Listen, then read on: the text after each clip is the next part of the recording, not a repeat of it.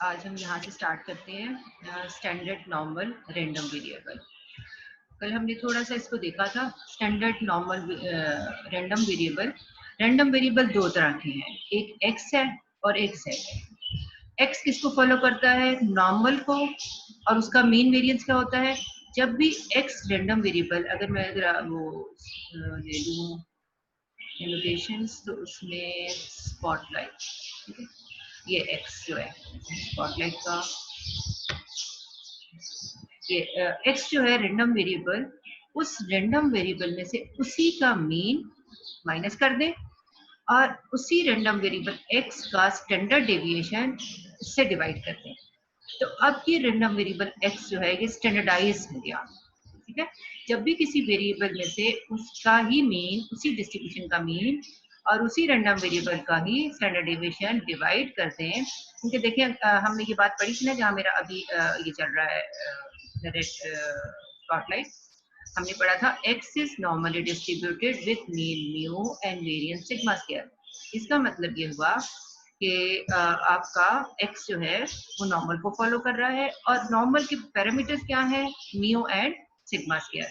तो जब भी ऐसी सिचुएशन होती है तो उसमें हम उसको स्टैंडर्डाइज करने के लिए उसी एक्स में से, ये देखिए यही वाला जो एक्स है उसमें से उसका मीन माइनस किया और उसका वेरिएंस यहाँ गिवन है, आपने स्टैंडर्ड डेविएशन से उसको डिवाइड कर दिया। अब जो नया वेरिएबल बना उसको हम z कहेंगे और z जो है always denoted by z and z follows standard normal distribution.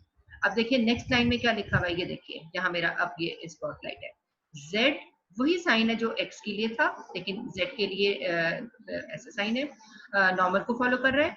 इसका mean mu and sigma square था x का, इसका देखें मीन की जगह पर 0 लिखा हुआ है और जहां वेरिएंस लिखा हुआ था उसकी जगह पर क्या लिखा हुआ है?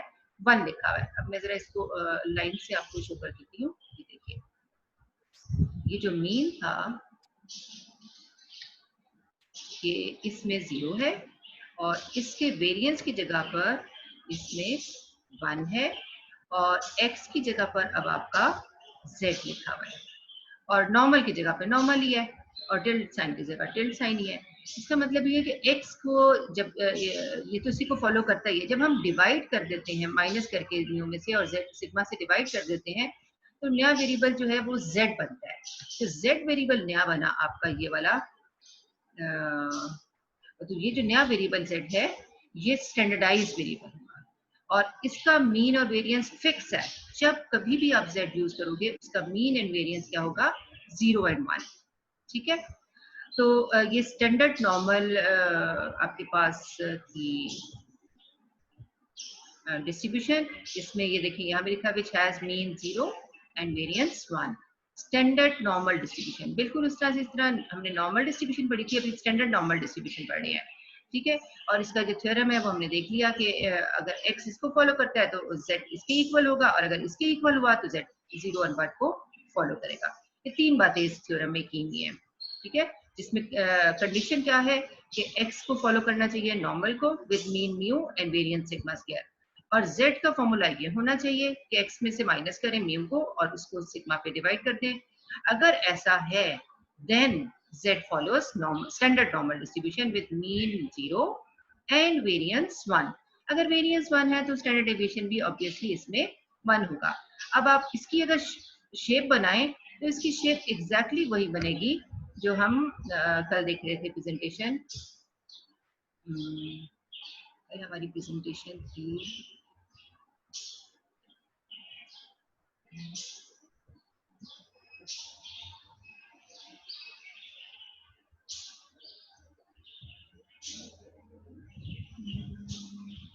ये,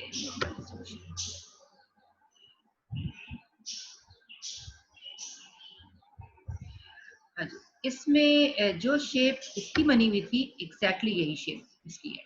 नॉर्मल और स्टैंडर्ड नॉर्मल की शेप सेम होगी, लेकिन अगर ये नॉर्मल है तो इसका मीन वेरिएंस म्यू, इसका सेंटर में क्या होगा? यहाँ से अगर हम बिल्कुल एग्जैक्टली नीचे देखें तो इसके सेंटर में क्या होगा? यहाँ पर म्यू। अगर ऑरेंज वाले के सेंटर में देखें तो इस ऑरेंज वाले का म्यू होगा जो कि 1 है। इस ग्रीन वाले का देखें तो इसका भी सेंटर में एग्जैक्टली पीक के नीचे म्यू होगा जो कि 2 है। लेकिन अगर ये स्टैंडर्ड नॉर्मल को फॉलो कर रही हैं तो फिर एक ही शेप बनेगी, ठीक है, 3 डिफरेंट नहीं बन सकती। क्यों? क्योंकि उसका मीन क्या है 0, और 0 कहाँ पर है ये, तो उसकी पीक सेंटर में बनेगी। शेप ऐसी होगी लेकिन जो वो लोकेशन है वो हमेशा फिक्स होगी, सेंटर में उसके 0 है, उसकी पीक जो है वो 0 पे रहनी है स्टैंडर्ड नॉर्मल की। चलिए मैं आपको इसको प्लॉट करके दिखाती हूँ। हम अपने इस वाले में आ जाते हैं फिगर में। अच्छा, कुछ और बच्चे भी वेट कर रहे हैं, इनको भी ऐसे कर लेते हैं, ठीक है। और उसके बाद इस एलोवेशन को मैं साइड पे ले जाती हूँ।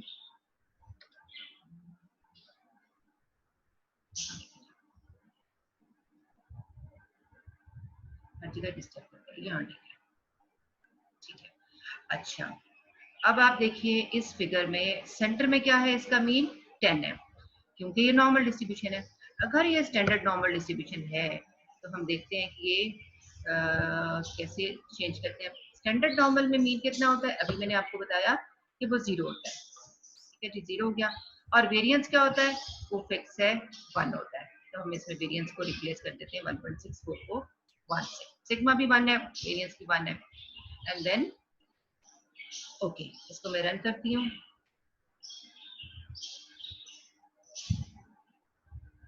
लेकिन अब इसकी डबल जो है वो ऑब्वियसली नेगेटिव साइड पे भी जाएगा क्योंकि सेंटर में 0 है, तो माइनस से शुरू करना चाहिए। -10 कर लेते हैं, और इस तरफ भी 10 ही काफी है, 20 बहुत ज्यादा लग रहा है।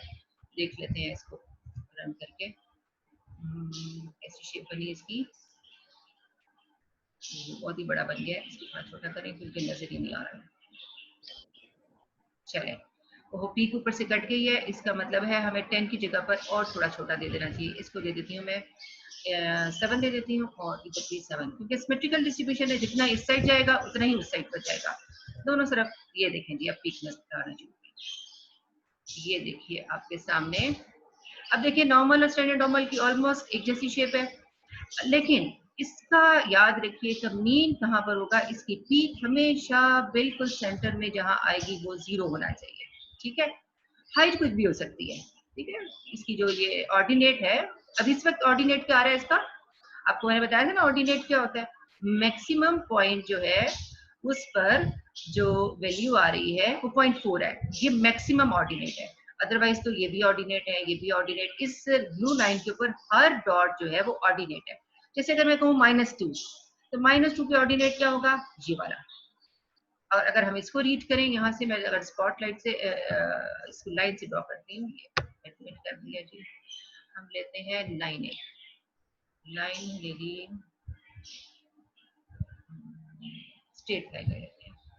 अच्छा, अगर मैं कह रही हूँ -2, तो -2 से एग्जैक्टली लाइन ऊपर सीधी ऊपर डाली है, ठीक है। तो यहाँ से हम इसको रीड करें अगर, तो क्या पॉइंट बन रहा है, ये ऑलमोस्ट बन रहा है 0.6, ठीक है ना। ये अगर आपको सबको नजर आ रहा है ना, नीचे 0, 0.2, 0.4, 0.6, ओहो, 0.0, 0.02, 0.04, 0.06, 0.08 एंड देन 0.1। तो इसका मतलब ये हुआ कि -2 पे ऑर्डिनेट क्या आ रहा है, इसका ऑर्डिनेट आ रहा है 0.06। अब इसी तरह से आप ऑर्डिनेट यहाँ पर भी कैलकुलेट कर सकते हैं, ठीक है। यहाँ पे ऑर्डिनेट क्या आएगा, जहां पर इस को टच करेगा, इस कर्व को, वहां से आपने इसको रीड कर लेना है, तो वो ऑर्डिनेट आपका आ जाएगा। वो कितना आ रहा है, अगर ये 0.1 है तो ये 0.12 होगा, ठीक है। इसको हम यहाँ से रीड कर लेते हैं। तो ऑर्डिनेट्स ये सारे पॉइंट्स हैं, इसके ऊपर जितने भी पॉइंट्स हैं ये सब ऑर्डिनेट है। ये मैं वैसे लाइंस खींच रही हूँ आपके लिए, कि जब पॉइंट्स बना देती हूँ आपके लिए कि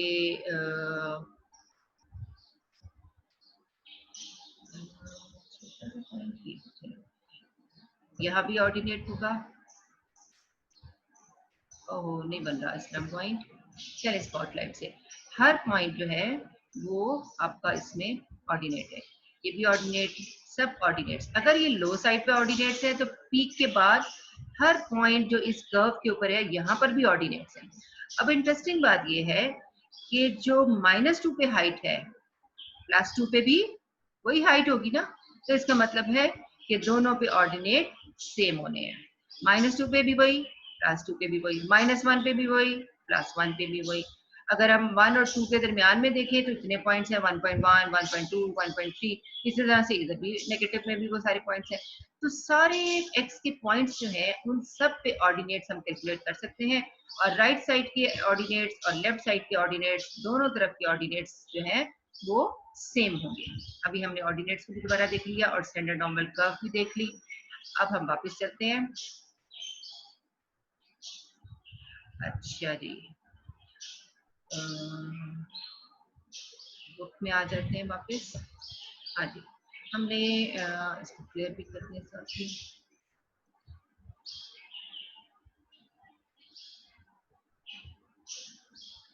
स्टैंडर्ड नॉर्मल। अच्छा, अब हम इसका डेंसिटी फंक्शन देखते हैं।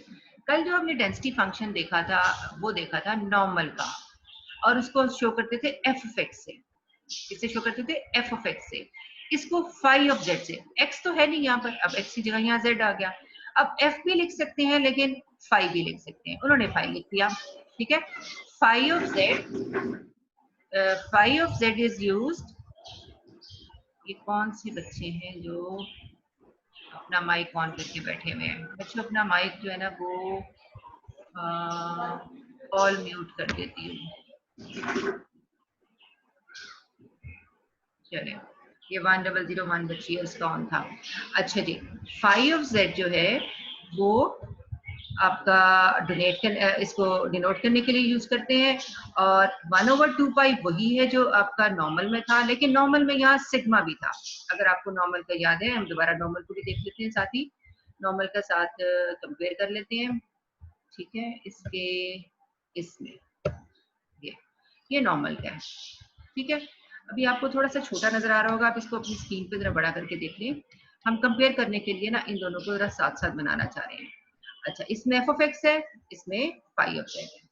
1 ओवर सिग्मा है, आपका स्टैंडर्ड नॉर्मल में सिग्मा 1 होता है, इसलिए वो 1 लिखा हुआ है यहाँ पर, जो लिखने की जरूरत नहीं है। √2 पाई है, इसमें भी √2 पाई है।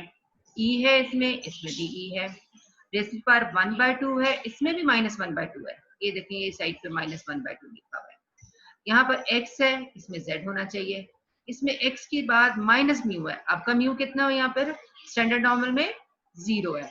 अगर हम इसको 0 से रिप्लेस करते हैं, और सिग्मा क्या है 1, तो ये दोनों चीजें वैनिश होगी, सिर्फ यहाँ पर z रह गया आपका, क्योंकि हमने x को रिप्लेस कर दिया z से, और ऊपर स्क्वायर लिखा हुआ है तो यहाँ पर भी स्क्वायर है। तो इसका मतलब ये होगा कि नॉर्मल डिस्ट्रीब्यूशन का इस पीडीएफ में जब भी आप म्यू को 0 और सिग्मा को 1 और x को z से रिप्लेस करोगे तो आपका ये वाला बन जाएगा। अगर हमने x को z से रिप्लेस किया तो आपका जो ये इंटरवल है -∞ टू +∞ x का, इसके x की जगह पे क्या लिख देंगे z। इसका मतलब है z का इंटरवल भी वही है जो x का है। x यानी नॉर्मल का और स्टैंडर्ड नॉर्मल दोनों का ही जो है वो सेम है। ये देखिए, -∞ टू z +∞। तो x का इंटरवल बहुत ही दूर करके लिख दिया हुआ, इतना दूर लिखना नहीं चाहिए। तो दोनों का ही इंटरवल सेम होगा। तो ये जो है डेंसिटी फंक्शन है, बिल्कुल उस तरह से जिस तरह हम पीडीएफ उसको कहते थे, वो नॉर्मल का पीडीएफ था। ये किसका पीडीएफ है? ये स्टैंडर्ड नॉर्मल का पीडीएफ है। ठीक है जी, उसकी शेप भी वैसी थी, इसकी शेप भी वैसी है। शेप की बात कर रही हूँ, यानी कर्व, एक बेल शेप का कर्व है जिसका सिंगल पीक है, यूनी मॉडल है। नॉर्मल और स्टैंडर्ड नॉर्मल में दोनों एक जैसे हैं, लेकिन इसके सेंटर में आप देखें क्या लिखा हुआ है 0। ठीक है जी, और ये उसका ऑर्डिनेट उसने शो किया हुआ है कि ये एक पॉइंट पे ऑर्डिनेट कैलकुलेट किया हुआ है।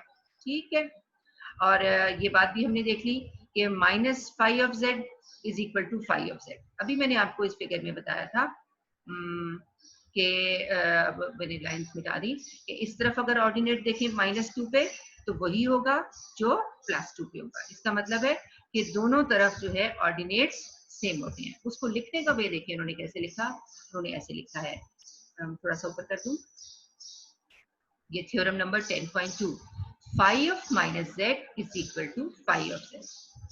ठीक है बच्चों, आपको क्लियर हो गया? अगर आप मुझे कोई एक बच्चा बता दे, किसी को प्रॉब्लम है तो यहाँ तक कोई पूछ ले मुझसे, फिर हम आगे चलते हैं। Standard normal, yes ma'am, clear हो गया। यहाँ पे थोड़ा सा रिपीट कर दें। जी बेटा, क्या चीज रिपीट करनी है? ये आपने बताया कि दोनों के कोऑर्डिनेट सेम होंगे। हाँ जी, ऑर्डिनेट इसलिए सेम होंगे अगर हम वापस जाते हैं उस फिगर में, नॉर्मल में भी सेम होंगे और इसमें भी, इसलिए क्योंकि ऑर्डिनेट मैंने अभी आपको बताया, एक बार मैं दोबारा बता देती हूँ कि हम अब हम लेते हैं ऑर्डिनेट, यहाँ पे -1 है, ठीक है ना, -1 पे ऑर्डिनेट, -1 पे ऑर्डिनेट कैसे आएगा, स्ट्रेट लाइन ऊपर तक खींचिए, मेरा ख्याल है स्ट्रेट ही है, और यहाँ +1 पे ऑर्डिनेट खींचते हैं ऊपर की तरफ। तो ऑर्डिनेट क्या है, ऑर्डिनेट वो पॉइंट होता है जो आपका y एक्सिस पे होता है, ठीक है, जहां तक आपकी ये लाइन गई है, ये लाइन कहाँ तक गई है, यहाँ तक, और ये लाइन भी कहाँ तक गई है, यहाँ तक। इसका मतलब है कि ये अगर -1 है आपका, ये क्या है आपका -1, और ये क्या है आपका +1, ठीक है। अगर मैं इसको लिखूं यहाँ पर फाई को, तो इस जगह पर फाई की वैल्यू क्या आ रही है, ये वाला जो पॉइंट है, ठीक है, ये वाला जो पॉइंट है, इसको कहेंगे दिस इज, इसको फाई लिखने के ना ऐसे फ्लावर बना के ऐसे नीचे कर लेते हैं, फाई ऑफ ये 1 है, इस तरफ ले रहे हैं अगर हम, तो फाई ऑफ 1 कितना आ रहा है, इसका रिजल्ट अगर हम यहाँ से रीड करें तो वो आ रहा है 0.2, ये था 0.22, 0.24, 0.26 है, ठीक है जी, फिर आगे 0.28 है और फिर 0.30 आ जाता है। तो ये आ गई आपकी वैल्यू जो है यहाँ पर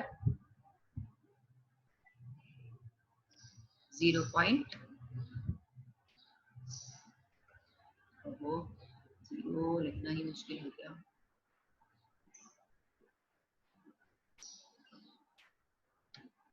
दिस इज 0.2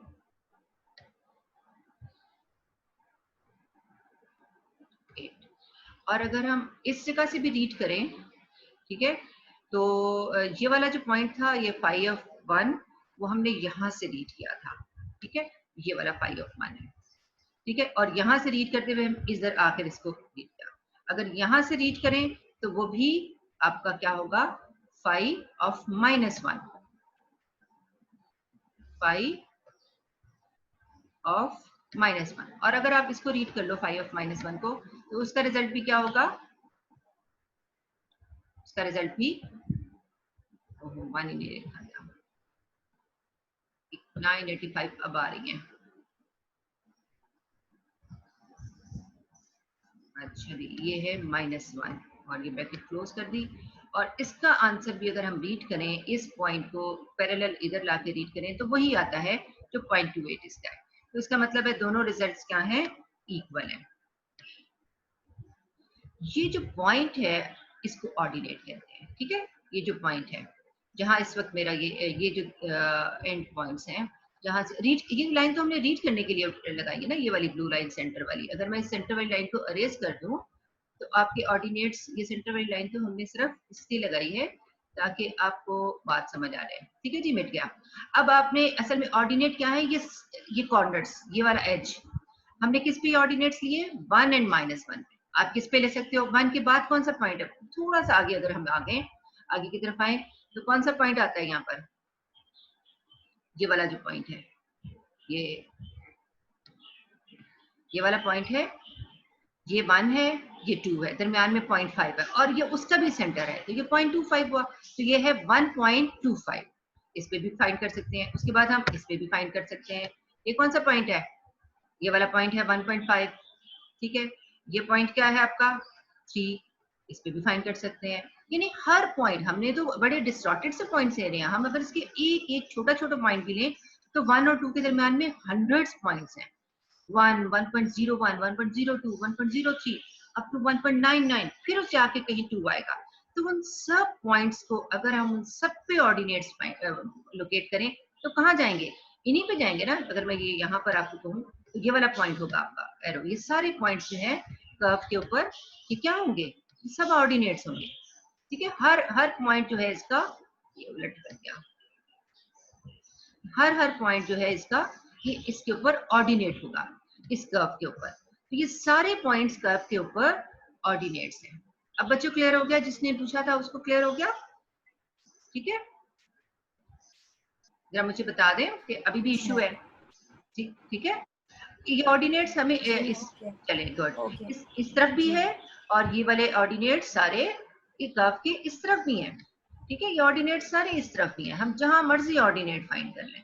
ठीक है, अब जाहिर है ऑर्डिनेट अगर इस पॉइंट पे फाइंड कर रहे हैं तो ये कहाँ तक जाएगा, वो ऑब्वियसली ये यहाँ तक जाएगा, इस पॉइंट पे ये ऑर्डिनेट आएगा। ये वाला ऑर्डिनेट, हाँ जी, ये वाला ऑर्डिनेट कहाँ पर आएगा, ऑब्वियसली वो यहाँ पर आएगा। ठीक है, ये वाला ऑर्डिनेट कहाँ पर आएगा, अब यहाँ पर आ रहा है। अब इनके दरमियान में भी तो हजारों पॉइंट्स हैं, अगर बिल्कुल साथ साथ देखें तो उन सबसे जब हम नीचे डायगोनल लाइन, डायगोनल कह रही हूँ, स्ट्रेट वर्टिकल लाइन नीचे की तरफ लाए तो यहाँ पर पॉइंट्स हैं, साथ साथ ढेरों पॉइंट्स हैं। ठीक है, उन सब पॉइंट्स पे हम ऑर्डिनेट्स फाइंड कर सकते हैं। Ordinate actually is the height of the curve at the specific point of x.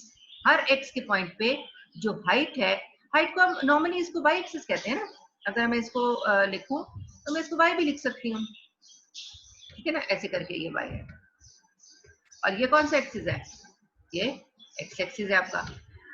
लेकिन एक्स एक्सिस के पैरेलल आपका जो वाई है उसको हम वाई को ये भी कह रहे हैं, y is actually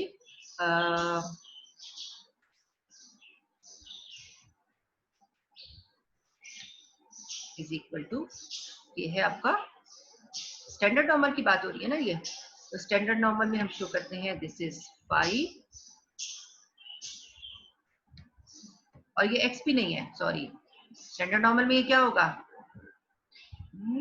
standard normal में, अरे इधर क्या इधर पहले तो मैं बताऊं, ये मैंने गलत से किया, it should be equal to z, ये जेड है आपका, वहां लिखने लगे तो मुझे याद आया कि ये नॉर्मल नहीं है, ये स्टैंडर्ड नॉर्मल है, ये जेड है, जेड के पैरेलल ये वाई है, और वाई को हम अब अगर इसमें देखें स्टैंडर्ड नॉर्मल में तो वाई इक्वल होगा पाई ऑफ सी के,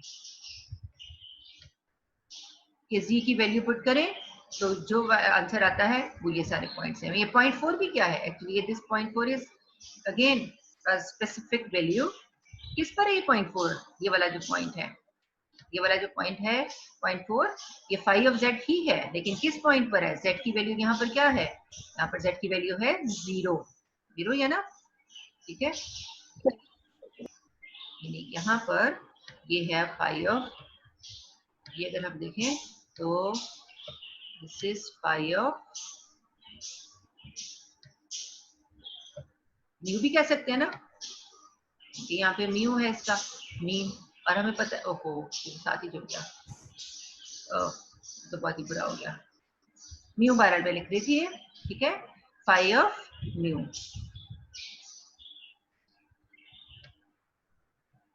this is phi of mu, और फाई ऑफ 0 भी कह सकते हैं हम इसको, क्योंकि म्यू जो है सेंटर में आपका, ये देखें एग्जैक्टली सेंटर में ये यहाँ पर 0 है। ठीक है, तो ये पीक जो है वो यहाँ पर एग्जिस्ट कर रही है, तो ये फाई ऑफ 0 है, और यहाँ पर इसका रिजल्ट कितना है फाई ऑफ 0 का 0.4 है, ये वाला पॉइंट है। ठीक है, अब हम वापस अपनी बुक में आते हैं, मैं क्लियर करती हूँ वरना बुक को बड़ा बुरा लगेगा।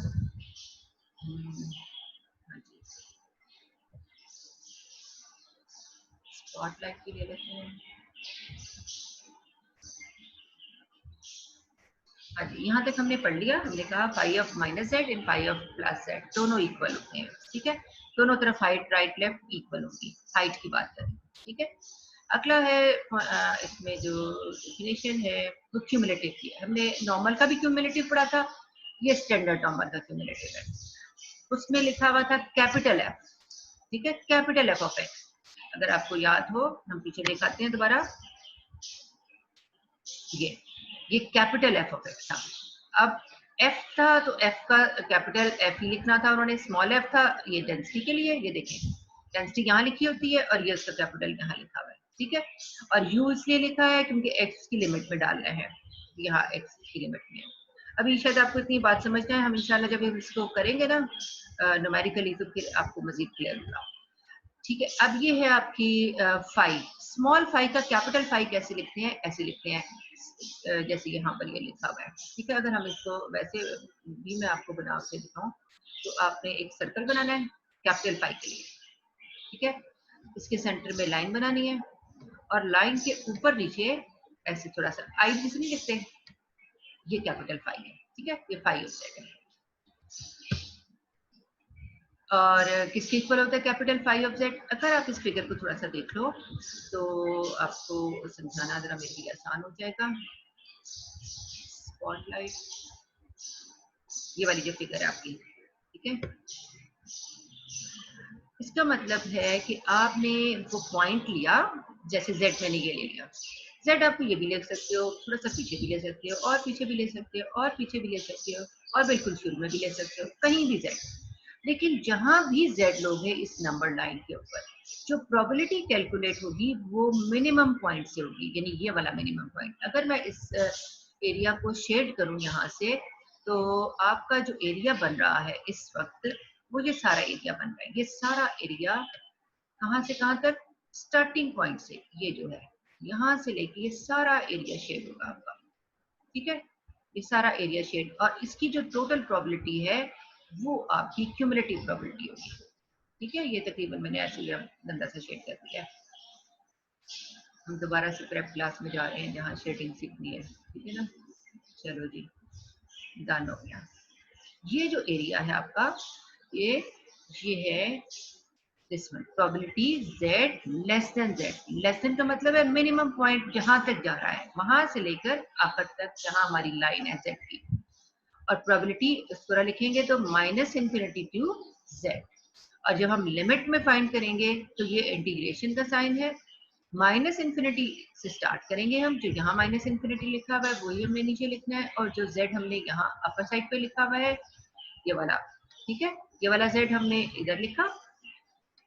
अगर मैं इसको कंपेयर करूँ, z यहाँ पर आ गया, ठीक है, और ये जो माइनस इन्फिनिटी है लोअर लिमिट, ये नीचे चली जाती है यहाँ, ठीक।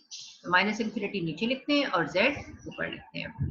और f of u D you, f क्या है आपका, यहाँ पर इन्हें f नहीं लिखना चाहिए था, इस बुक में थोड़ा सा इशू है। यहाँ पे क्या लिखना चाहिए था, स्मॉल फाई ऑफ z, जो हमने पीछे भी पढ़ा पीडीएफ को शो करने के लिए पढ़ा था ना अभी पीछे से, स्मॉल फाई ऑफ z। जो आपको दिखा के लाती हूँ, हमने क्या पढ़ा था, जिस तरह नॉर्मल के लिए हम लेते थे स्मॉल एफ ऑफ एक्स और कैपिटल एफ ऑफ एक्स, इसमें स्मॉल फाई ऑफ जेड और कैपिटल फाई ऑफ जेड, ये वाला साइन जो है इन्हें एफ की जगह पर डालना चाहिए था, ठीक है, फाई ऑफ यू। लेकिन बहरहाल कोई इतना मसला नहीं है, F of you density function है, बहरहाल ये कोई भी डेंसिटी फंक्शन है। तो इस वक्त ये डेंसिटी फंक्शन किसका यूज कर रही है, स्टैंडर्ड नॉर्मल का डेंसिटी फंक्शन, ठीक है। और उसको इस तरह से कर लिया लिखकर। अब आपने वही डेंसिटी फंक्शन जो हमने ऊपर अभी देखा था, देखिए ये नजर आ रहा है ना, ये वाला डेंसिटी फंक्शन, ये वाला डेंसिटी फंक्शन उन्होंने सब्स्टिट्यूट किया हुआ है। इसलिए मैं कहती कि ये लिखना चाहिए था phi of z, small phi of z लिखते और उसकी जगह पर उसकी ये वैल्यू ये वाली सब्स्टिट्यूट कर देते, लेकिन उन्होंने ऐसा नहीं किया, उन्होंने ऐसे एफ ऑफ यू लिख दिया है, फाई की जगह पर एफ ही लिख दिया है, नो प्रॉब्लम, ये उसका डेंसिटी फंक्शन इसमें सब्स्टिट्यूट कर दिया। तो ये क्या है आपके पास, क्यूमुलेटिव डिस्ट्रीब्यूशन है। इसको जब भी सॉल्व करेंगे तो minus infinity to specific point of z आपका एरिया आ जाएगा, ठीक है। अगर मैं कहूँ ये जेड मूव करके कहाँ चला गया, अगर मैं आपसे कहूँ ये पॉइंट आ गया यहाँ पर, ये पॉइंट है, ठीक है। तो अब प्रोबेबिलिटी पहले से ज्यादा हो जाएगी या कम हो जाएगी, तो बता सकता है। अगर ये पॉइंट है तो अब आपका z यहाँ चला गया ना, ठीक है ना, यहाँ मैं इसको कर दूं कि ये z है, ज्यादा हो जाएगी, ज्यादा हो जाएगी। क्यों ज्यादा हुई है,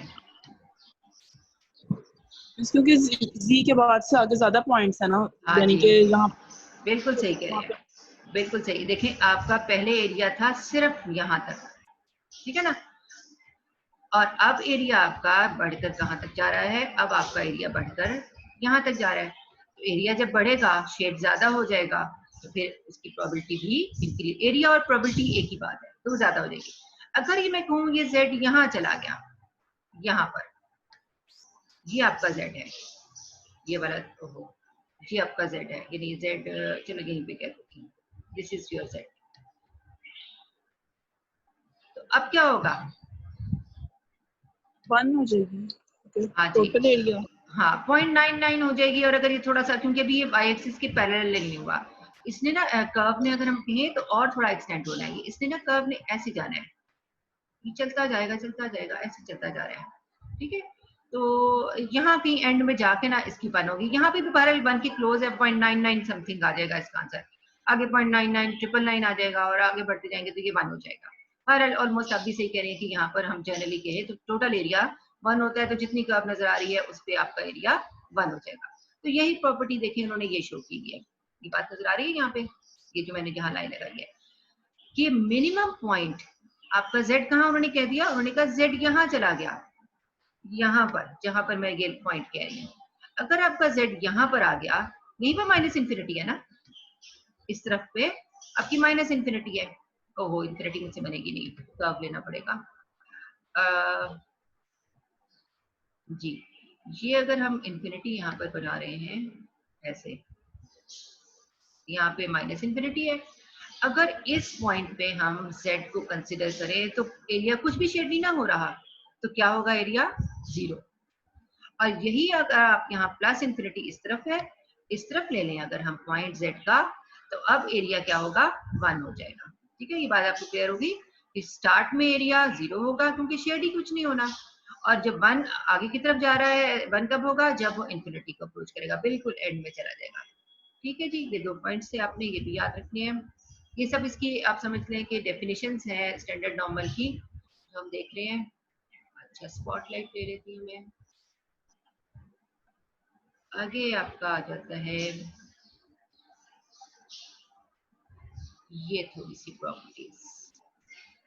अच्छा, थ्योरम्स हैं, इनको पहले हम अरेज कर लें। ऑलराइट,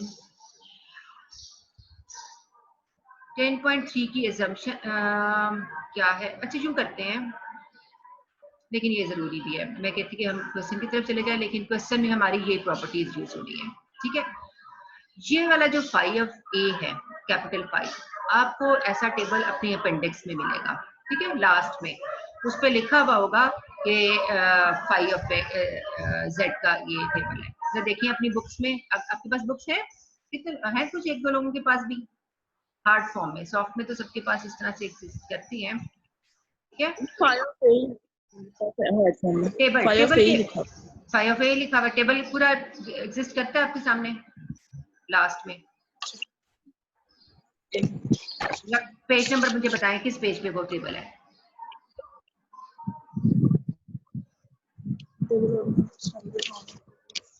289 पे मिस। चलो गुड, 289 पे है। ठीक है, चले ठीक है, हम उसी का रेफरेंस लेके हम उसको यूज करके ना क्वेश्चंस करेंगे। उसने कहा कि वो ए पॉइंट ले लिया, जो हमने अभी जेड लिया होता ना उससे ए ले लिया। ठीक है, अगर मैं अब इस फिगर में वापस जाती हूँ जो हमने यहाँ ली थी। ठीक है, उसने कहा एक पॉइंट मैंने लिया, उस पॉइंट का नाम मैंने रख दिया ए, और वो पॉइंट है आपका ये वाला, उसने कहा ये है आपका ए। ठीक है, और इस तरफ उसने एक कोई पॉइंट ले लिया, इक्विडिस्टेंट नहीं ले रहे हम, वैसे कोई एक पॉइंट ले लिया, ये ले लिया उसने बी। ठीक है, ये बचे, इसको बता दें जिसने लिखा है। अच्छा जी, अगर ये यहाँ पर हम लॉग की बना लेते हैं, दिस इज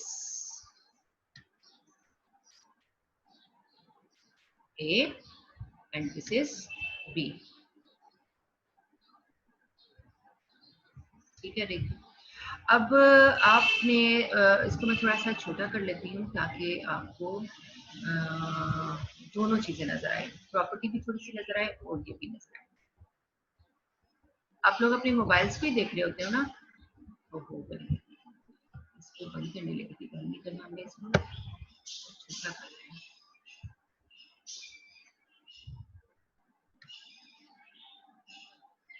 तो छोटा करने का फायदा नहीं है, वो मैंने एरोज लगाए थे तो मिट गए है ना, वो तो इधर रह गए।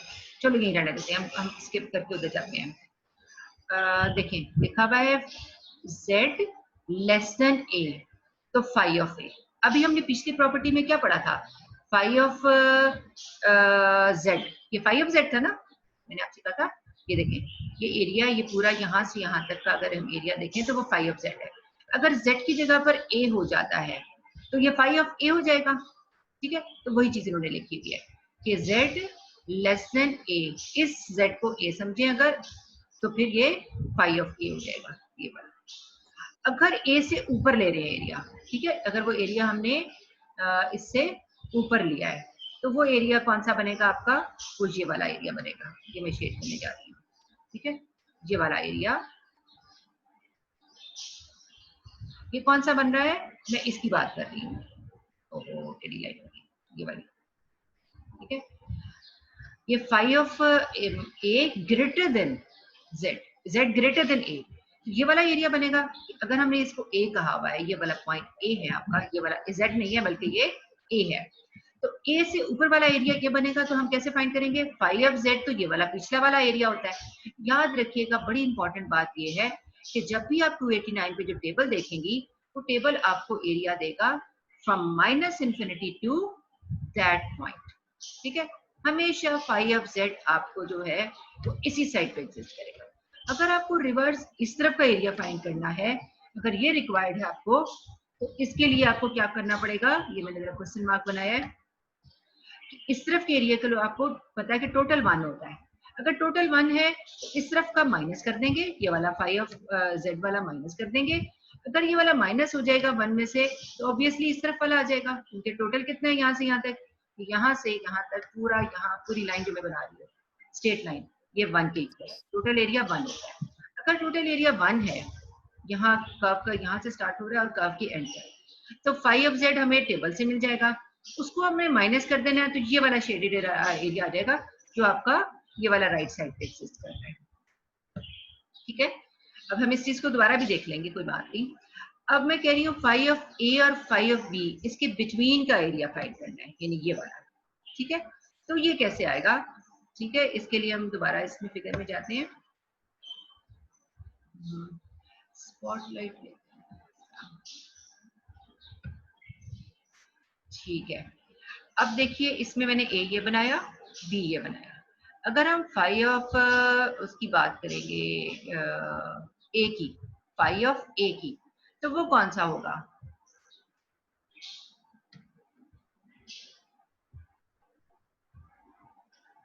जी कोई बता सकता है फाई ऑफ ए कौन सा एरिया होगा, किस तरफ का एरिया होगा, ए से पिछली साइड वाला, ए की बैक साइड, बैक साइड पे, बिल्कुल सही है, ए की बैक साइड पे, बिल्कुल लेफ्ट साइड पे, ठीक है। यानी कि वो एरिया आपका, मैं यहाँ पे प्लॉट करती हूँ।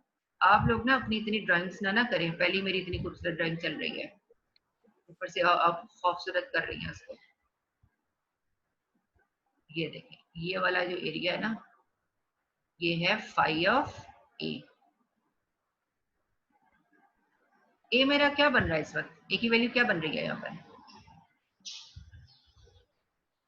ओए ओए ओए ओए। मैं ये रोटेशन आपकी बंद भी कर सकती हूँ, ऐसे ना करें कि आप समझें कि आप मेरे पास कोई कंट्रोल नहीं है। मैं आपको वैसे जरा प्रोविजन दे रही हूँ कि करते रहो जो करना है, पर आप लोग जो है ना वो मुझे तंग करना शुरू हो गया हो। हाँ, कहाँ से होगा, मुझे ढूंढना पड़ेगा कि कहाँ से होना है, लेकिन कोई बात नहीं। ये देखिए मोर है, ये मोर में जाके ना डिसेबल पार्टिसिपेंट्स इन, चलो जी डिसेबल कर दिया। अब करो, हो रही है,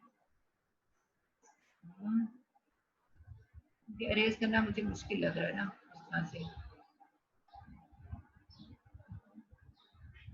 देखिए इस तरह से, चलो मैंने अरेज कर ही दिया कुछ। अब आपकी जो ये फिगर बन रही है,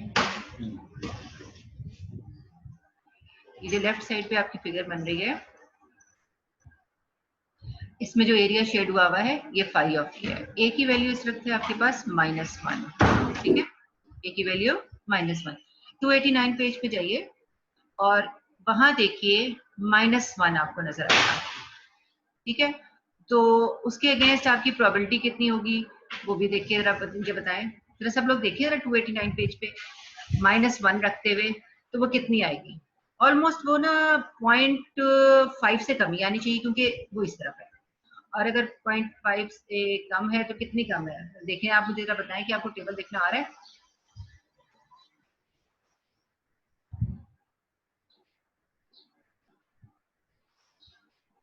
कोई बता सकता है टेबल में से। -1 के अगेंस्ट ना 0 ही लेंगे, क्योंकि -1.00 ही है।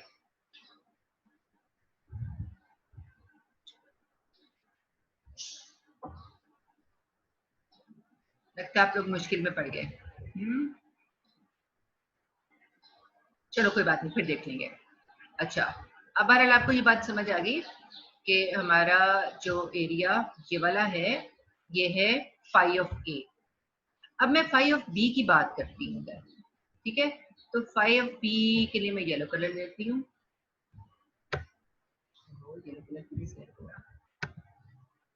ओह, ड्रॉ लाइन के लिए पहले ड्रॉ लाइन कर लेते हैं, वाली येलो आ गई, ठीक है। अब फाई ऑफ बी पे जो एरिया है वो कौन सा बनेगा?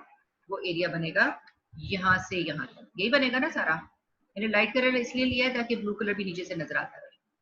ये एरिया जो मैं इस वक्त बना रही हूँ आपके पास सामने, ये सारा आपका फाई ऑफ बी है।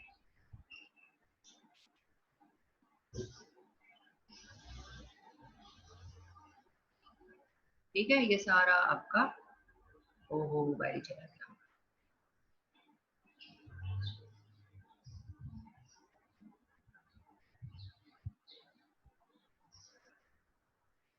ये जो है एरिया, ये सारा क्या है आपके पास? Phi of B. अब मुझे कोई बता सकता है कि मुझे फाई ऑफ बी भी नहीं चाहिए, मुझे फाई ऑफ ए भी नहीं चाहिए, मुझे चाहिए the area between A and B, the area between A and B. यानी मैं क्या चाह रही हूँ, चलो रेड लाइन ले लेते हैं। मुझे जो चीज चाहिए वो चाहिए ए से बी तक का एरिया, ये वाला, ये चाहिए ना, ए से बी तक का ये वाला पूरा ऊपर तक जितना भी शेड हुआ हुआ ये चाहिए। तो अब मुझे फाई ऑफ ए से कौन सा एरिया मिल रहा है? वो ब्लू वाला जो नीचे रह गया।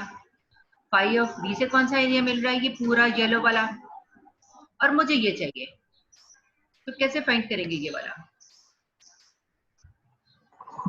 Phi of B minus phi of A को बस माइनस कर देंगे ना। हाँ जी बिल्कुल ठीक। फाई ऑफ बी में एरिया है आपके पास यहाँ से यहाँ तक, ये फाई ऑफ बी है। इसमें से फाई ऑफ ए ये वाला माइनस कर देंगे तो वो आ जाएगा जो रिक्वायर्ड है। ठीक है, तो यही प्रॉपर्टी उन्होंने आपको बताने के लिए इसमें कहीं पे है। स्पॉटलाइट ले लेते हैं ताकि हम इस पेज पे चले जाएं। बगैर स्पॉटलाइट की मैं इस पेज पे जा नहीं सकती। ये अच्छा, ये देखिए फाई ऑफ, यहाँ भी मैं ये लाइन खींच लेती हूँ। फाई ऑफ ए ये वाला, ए टू बी एरिया, ये जो पी लिखा होता है ना प्रोबेबिलिटी, ये हमेशा एरिया की बात होती है। Probability A to B is equal to phi of B, क्योंकि वो बड़ा होगा, और फाई ऑफ ए छोटा होगा। ठीक है ना, ये देखें आपको नजर भी आ रहा है, ये वाला ब्लू वाला फाई ऑफ ए था और इस तरफ ये वाला फाई ऑफ बी था। तो इसमें से इसको माइनस कर देंगे। तो ये तीन चीजें हमने यूज करनी है अपने उसमें क्वेश्चंस में। ठीक है, इसलिए आपको ये तीनों प्रॉपर्टीज क्लियर होनी चाहिए कि अगर हम ए से लेस देन का एरिया फाइंड करना है तो हमने 289 पे जो टेबल है वो डायरेक्ट देखना है, क्योंकि वो लेस का, वो टेबल देता ही आपको लेस का है। टेबल के टॉप पे देखें तो ये वाली फिगर बनी होगी। ठीक है, ये वाली फिगर आपके टेबल के टॉप पे बनी होगी। तो इसका मतलब है कि आपने जब भी किसी स्पेसिफिक पॉइंट पे फाइंड करना है तो डायरेक्ट उस टेबल को, फाई ऑफ जेड के टेबल को देख लेना है। लेकिन जब आपने ग्रेटर देन का एरिया फाइंड करना है, यानी कि इस तरफ वाला, ये वाला जो एरिया फाइंड करना है, अगर ये एरिया क्वेश्चन मार्क की तरफ जा रहा है, ये फाइंड करना है, तो हमने आप हमेशा 1 में से माइनस करना है। और अगर 2 पॉइंट्स दिए हुए हैं इसके ऊपर, जैसे कि हमारी इस फिगर में थे, जब 2 पॉइंट्स फाइंड करने हैं ए और बी के दरमियान एरिया, तो phi of B minus phi of A, इस तरह से। जिस जो बाद वाला पॉइंट है उसका एरिया बड़ा होगा, वो हमेशा पहले लिखना है, माइनस फाई ऑफ ए करना है। ठीक है जी, तो इस तरह से ये आपका, ये आज हम यहीं तक प्रॉपर्टीज पढ़ते हैं। अब हम एक एग्जाम्पल देख लेते हैं ताकि आप किसी क्वेश्चन करने के लिए या एग्जाम्पल को रिपीट करने के लिए, तो दरम्यान के टॉपिक हम सीक्वेंस में देख लेंगे, लेकिन इंशाल्लाह बाद में देखेंगे। अभी आपने जो है इससे आगे चलना है। ये जरा मैं क्लियर कर सारा कुछ, ऑल राइट। अच्छा, ये प्रॉपर्टी थ्योरम बाद में पढ़ेंगे, इनवर्स की बाद में पढ़ेंगे, ये सब बाद में पढ़ेंगे। ये चलो इसको देख लेते हैं।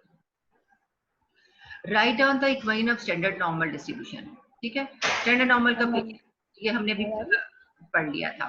ठीक है, ये स्टैंडर्ड नॉर्मल का पीडीएफ था, ये हमने पढ़ लिया था। तो ये first part as it is आ गया। आपको आवाज नहीं आ रही मेरी? आ रही है? Yes, ma'am. तो ये दरम्यान में फिर अपने माइक्स क्यों ऑन करके बैठ गए हो? आप लोगों ने अपने माइक्स भी ऑन कर लिए हैं, किसी ने ऑन किया हुआ था। अच्छा, बी पार्ट देखिए, इसमें क्या है, find the value of maximum ordinate. Find the value of maximum ordinate. Maximum ordinate कहाँ एग्जिस्ट करता है? स्टैंडर्ड नॉर्मल की बात हो रही है, ठीक है, स्टैंडर्ड नॉर्मल की बात हो रही है। तो स्टैंडर्ड नॉर्मल ये वाली डिस्ट्रीब्यूशन, स्टैंडर्ड नॉर्मल में ऑर्डिनेट, मैक्सिमम ऑर्डिनेट कहाँ पर इसकी पीक आएगी? स्टैंडर्ड नॉर्मल में जीरो पर, ठीक है। स्टैंडर्ड नॉर्मल में आपकी जो मैक्सिमम ऑर्डिनेट है, ये वाला जो मैक्सिमम ऑर्डिनेट है स्टैंडर्ड नॉर्मल में कहाँ आता है? अगर हम इस फिगर को देखें तो ये जीरो पर आता है। टॉप पर, हाँ जी, जहाँ टॉप है आपकी उसके नीचे देखें तो उस जीरो आ रहा है, तो आपने हमेशा उसको जीरो रखना है, ठीक है। तो हम दोबारा से बुक में आते हैं, ये देखिए इसका जो सेकंड पार्ट है उसके सोल्यूशन में देखिए ये जीरो लिखा हुआ है, z is equal to zero, ठीक है। अब हम इसको मजीद देख ले, उन्होंने क्या किया, z की वैल्यू इसी पीडीएफ में z को क्या पुट कर दिया? जीरो। अगर जीरो पुट कर दिया तो ये पूरा ई रेज़ पर जीरो हो गया, और ई रेज़ पर जीरो किसके इक्वल होगा? 1 के इक्वल। ये वैनिश हो गया पूरा, तो क्या रह गया सिर्फ आपके पास 1/2 पाई अंडर रूट।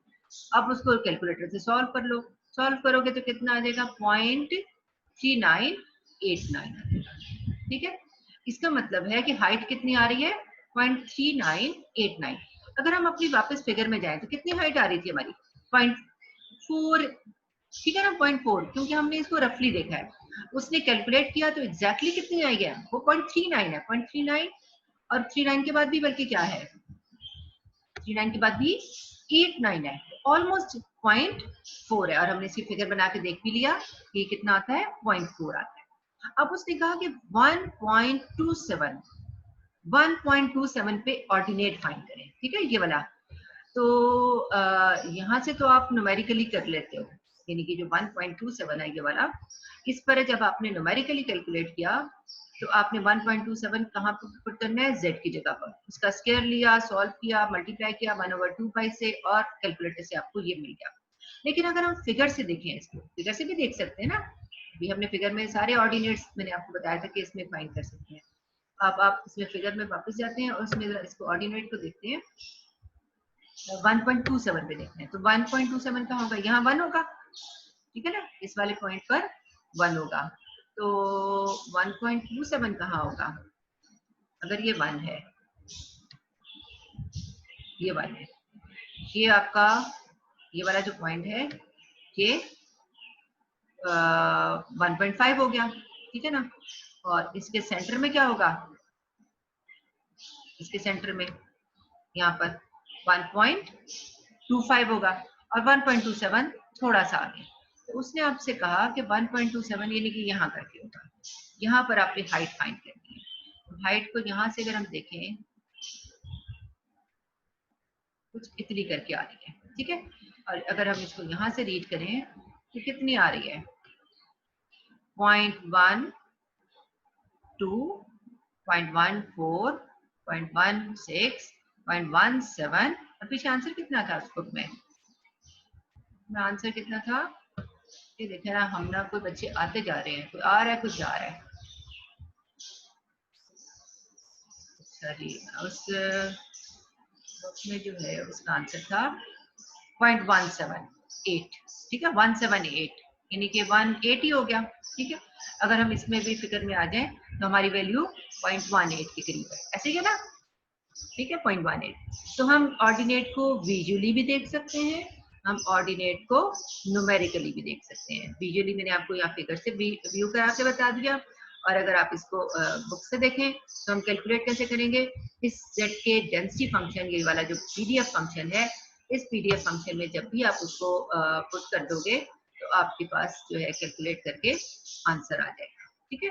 जीरो पे भी हमने कैलकुलेट किया 0.4 आ रहा है, इस पे कैलकुलेट किया 0.178 आ रहा है, जो कि हमने विजुअली भी देख लिया कि इस तरह से आ रहे हैं, ठीक है। इसके बाद इसका फोर्थ पार्ट क्या था? Find the value of z when the ordinate is 0.12। चलिए जी, अब वापस फिगर में आ जाएं और मुझे वहां से देख के बताएं कि 0.12 0.12 हाइट कहाँ पर है? ये 0.1 है, 0.12 ये है, ठीक है ना 0.12। अगर हम इसको यहाँ से ले लें, ड्रॉ लाइन, ये 12 है, ठीक है ना। इस तरफ भी 0.12 ये होगा और इस तरफ भी 0.12 इस तरफ होगा। और अगर हम यहाँ से इस पॉइंट को पिक करना चाहें तो यहाँ करके ये पॉइंट आएगा, थोड़ा मेरा बाहर चला गया शायद, दोनों एक जैसे पॉइंट आने हैं, एक नेगेटिव में आएगा एक पॉजिटिव में आएगा। तो कितना आएगा? 2 से थोड़ा सा पीछे, क्योंकि ये 1 है, ये आपका ये 1 है और ये सेंटर में 1.5 है, तो ये 1.5 से थोड़ा सा आगे आएगा। चलिए जरा बुक में देख लेते हैं कि वो हमें क्या दे रहे हैं कि इसका आंसर कितना आ रहा है। कैलकुलेट करके इसका आंसर ये देखें 0.178 आ गया। ओहो ये तो नहीं है, थर्ड है, फोर्थ पार्ट ये रहा 1.55, ठीक है। वापस फिगर में आके भी देख लेते हैं, 1.55 आ रहा है। प्लस माइनस लिखा हुआ ना, ये आपको नजर आ गया? 2 क्यों लिखे हुए हैं, ये बात भी समझ आनी चाहिए आपको। 2 इसलिए लिखे हुए हैं कि एक नेगेटिव साइड पे भी वही आ रहा है और पॉजिटिव साइड पे भी वही आ रहा है। मैं आपको दोबारा फिगर इसमें दिखाती हूँ, ये ना, क्या हो गया, ये 1.5 था, 1.5 आपको अगर समझ आ रही है कि कौन सा था 1.5, ये 1 है, ये वाला 1.5 है और ये वाला जो है हमारा 1.55 है। और इस तरह से ये माइनस में 1.55 है और ये प्लस में 1.55 है, ठीक है जी। ये बात समझ आ गई आप लोगों को कि ये पॉइंट जो है ये 1.55 है। इसको अगर हम रीड करें तो ये 1.55 इस तरफ है और इस तरह से 1.55 नेगेटिव में, तो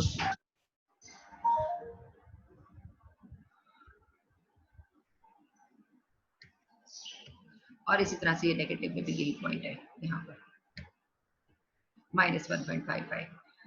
और इस तरफ हाइट कितनी थी? ये वाली हाइट उसने क्वेश्चन में दी हुई थी कि ये वाली हाइट जो है गिवन है और वो गिवन हाइट ये वाली थी 0.12। इस पर आपने x की वैल्यू फाइंड करनी थी या z की, बल्कि हमारा ये स्केल जो है वो z का स्केल है। तो हम बुक पे जाते हैं वापस, तो ये देखें सब कुछ इसके नीचे आ रहा है। मैं जरा इसको ये रहा -1.5 के ऊपर हाइट जो है वो ±1.55 है, ठीक है। अब मैं भी 289 पेज जो है ना वो कल से निकाल के रखूंगी और हम इसके बाद ये 10.2 एग्जाम्पल करेंगे। आपने 10.1 एग्जाम्पल जो है वो देख लेनी है। 292 पेज था, मुझे मिसअंडरस्टैंडिंग हो गई थी। 292 पेज है। चलो 292 पेज का मैं भी कल एक अलग सी पिक्चर खींच के रख लूंगी, तो वो हम इसमें से जब देखेंगे ना टेबल, क्योंकि ये वाला जो पार्ट है ना, ये वाला आपने वहां से व्यू तो कर लिया, विजुअली तो देख लिया, लेकिन कैलकुलेट कैसे हुआ है ये मैंने आपको टेबल से बताना है। ये वाली जो फाई ऑफ इनवर्स लिखा हुआ है ना, ये देखो phi of z is equal to 0.12, ये तो समझ आ रही है कि उसकी हाइट जो है, मैंने आपको कहा था ना ये हाइट होती है, 0.12 जो है हाइट है, वो हाइट जो आपकी आ गई फाई ऑफ z, ये गिवन है। लेकिन उसके बाद उसने कहा z, तो फाई इस तरफ लिखा हुआ है, जब उस तरफ जाएगा राइट हैंड साइड पे इक्वल के तो इनवर्स हो जाएगा। इस तरफ पॉजिटिव है, उस तरफ जाएगा तो इनवर्स हो जाएगा। इनवर्स का टेबल कैसे देखना है वो मैं आपके सामने जब टेबल होगा तो इंशाल्लाह कल की क्लास में हम देखेंगे कि ये वाला जो इनवर्स है, ये वाला ये हम कैसे देखेंगे, ठीक है। ये वाला जो इनवर्स का टेबल है, ये इनवर्स, ये पहले फाई इस तरफ था, अब ये फाई जब उस तरफ चला गया तो उस तरफ जाने के लिए इसको हम कहेंगे कि ये इनवर्स हो गया। इक्वल का क्रॉस किया ना, ठीक है, पॉजिटिव 1 था, उस तरफ जाएगा तो नेगेटिव 1 हो गया। और ये 0.12 को हमने टेबल में कैसे देखना है वो इंशाल्लाह हम कल देखेंगे, ठीक है। आज के लिए इतना ही है, लेकिन आप लोगों जरा इसको अच्छी तरह से रिवाइज कर लेना और फिर क्वेश्चन होगा तो आपने आते कल पूछ लेना मुझसे, ठीक है। Thank you, Allah Hafiz.